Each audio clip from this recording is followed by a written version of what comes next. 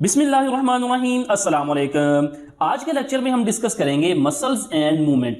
जहाँ पे दो हड्डियाँ मिलती हैं उसको हम जॉइंट कहते हैं और जॉइंट पे ही बोन्स मूव कर सकती हैं। लेकिन ये बोन्स मूव करती कैसे हैं? Bone move with the help of skeletal muscles. ये स्केलेटल मसल हैं जो हड्डी को हरकत करवाते हैं। ये स्केलेटल मसल का जो आखिरी हिस्सा है वो टेंडन बनाता है, ये ग्रीन कलर में नजर आ रहा है, और ये टेंडन इस मसल को हड्डी के साथ जोड़ता है। अब इस मसल के बेसिकली दो हिस्से होते हैं। एक है ओरिजिन। ओरिजिन कहते हैं one end of muscle attach with immovable bone called origin. किसी भी मसल के दो हिस्से होते हैं, लेकिन यहाँ पे ये हम बाइसेप बाजू के मसल की मिसाल ले रहे हैं। तो देखिए मसल का ये हिस्सा कंधे की हड्डी के साथ जुड़ा है और कंधे की हड्डी इमूवेबल है, तो इस हिस्से को हम क्या कहेंगे? ओरिजिन। लेकिन याद रखें ये मसल टेंडन के जरिए ही हड्डी से जुड़ता है। जबकि मसल का ये जो दूसरा हिस्सा है insertion, other end of muscle attach with movable bone called insertion. अब ये वाली बाजू की हड्डी मूवेबल हरकत करती है, तो लिहाजा ये वाला जो मसल का हिस्सा है जो हरकत करने वाली हड्डी के साथ जुड़ा हुआ है उसे हम कहेंगे इंसर्शन।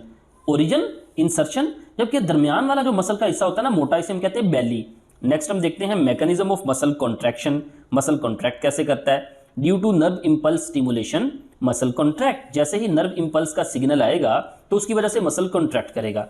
याद रखें जब भी लफ्ज कॉन्ट्रैक्ट आएगा ना किसी भी मसल के लिए, तो इसका मतलब है वो मसल शॉर्ट एंड थिक हो जाएगा। यहाँ पे देखें ये मसल शॉर्ट हो गया है और थिक हो गया है, लेकिन यही मसल जब यहाँ पे रिलैक्स हुआ है तो ये लॉन्ग और थिन हो गया है। तो कॉन्ट्रैक्ट में मसल शॉर्ट एंड थिक हो जाता है और रिलैक्स में वो लॉन्ग एंड थिन हो जाता है। देखें नर्व इंपल्स की वजह से जब कोई मसल कॉन्ट्रैक्ट करता है तो वो क्या करता है? Pull the movable bone. तो वो उस मूवेबल बोन को पुल करता है। यहाँ पे देखिए ये इसको पुल करेगा, ऊपर को उठाएगा। स्केलेटल मसल्स हमेशा एंटागोनिस्टिक पेयर्स की शक्ल में होते हैं। पेयर्स यानी जोड़े। अब ये एंटागोनिस्टिक पेयर क्या है? Both muscles do opposite job, यानी पेयर में वो जो दोनों मसल हैं वो एक दूसरे के मुखालिफ काम करते हैं। When one muscle contract and other relax, this phenomena is called antagonism. यानी ऐसा फिनोमिना जिसमें एक मसल कंट्रैक्ट करे तो दूसरा रिलैक्स करे, उसको हम एंटागोनिज्म कहते हैं। यानी यहाँ पे देखें ये बाइसेप मसल कंट्रैक्ट है तो ये नीचे वाला रिलैक्स है, यहाँ पे ये रिलैक्स है तो ये दूसरा कंट्रैक्ट है।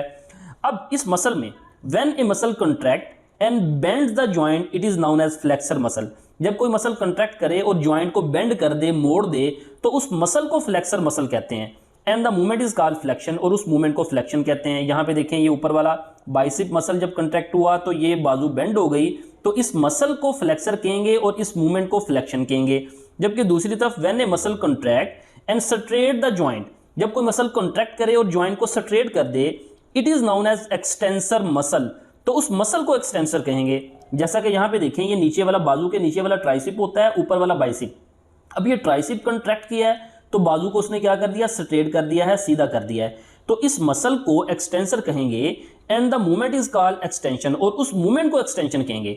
यहाँ पे जो हमने मैकेनिज्म पढ़ा ना, ये हमने एक जनरल मैकेनिज्म पढ़ा, लेकिन मैंने आपको ये मिसाल के जरिए भी साथ साथ समझा दिया। यानी हर जो एंटागोनिस्टिक पेयर होगा वो इसी तरह काम करेगा।